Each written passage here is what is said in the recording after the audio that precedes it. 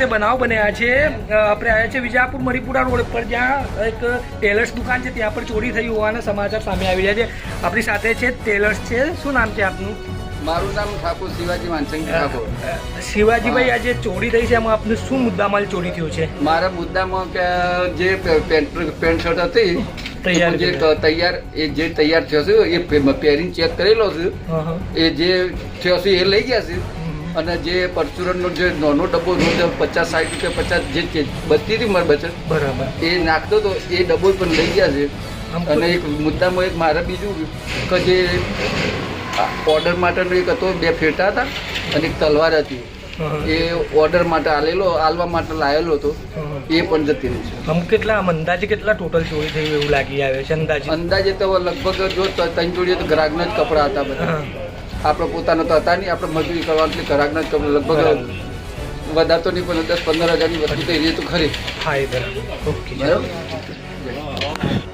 બીજા પાર્લરમાં પણ ચોરી થયાના સમાચાર સામે આવી રહ્યા છે, જ્યારે પાર્લરના માલિક છે. શું નામ છે તમારું? ધર્મેન્દ્રભાઈ, શું ચોરોએ તમારે ત્યાં શું ચોરી કરીને લઈ ગયા? લઈ નહીં ગયા, ખાલી પ્રયાસ કર્યો હતો.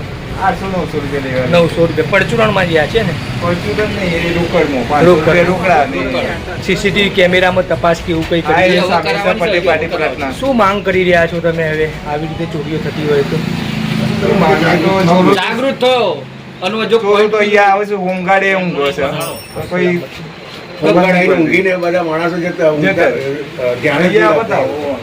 હા, તો શું માંગણી છે સ્થાનિક લોકોની કે અહીંયા એક પોઈન્ટ એવો પોલીસનો મૂકવામાં આવે કે જેથી કરીને શું છે આવતા જતા માણસોને લોકો પૂછે હા કે ભાઈ રાતે 2 થી 4 વાગ્યા સુધી જે વ્યક્તિઓ આવે એમને પૂછે કેમ આવો છો જાઓ છો, નવા કોઈ માણસો જાઓ છો દેખાતા ના બધા માણસો હોય તેમને પૂછે, તપાસ જોઈ શકો છો જે રીતે સ્થાનિક લોકો તપાસ એટલે કે અહીંયા એક વધુ પેટ્રોલિંગ અથવા તો પોઈન્ટની માંગ કરી રહ્યા છે કે જેથી લઈને અહીંયા સલામતી અને સુરક્ષાની વ્યવસ્થા જળવાઈ રહે. કેમ કે આ જે રોડ જે છે જે મણિપુરા તરફનો રસ્તો જે છે ત્યાં રસ્તા વચ્ચેની સોસાયટીઓ જે છે ત્યાં પર ચોરો આવ્યા હતા રાત્રે અને કેટલીક જગ્યાએ ચોરી કર્યાના સમાચાર અહેવાલ પ્રાપ્ત થઈ રહ્યા છે. વધુ અપડેટ વધુ માહિતી લઈને મેં ફરીથી બતાવીશું. ત્યાં સુધી અમારી ચેનલ વિજાપુરની ખબરને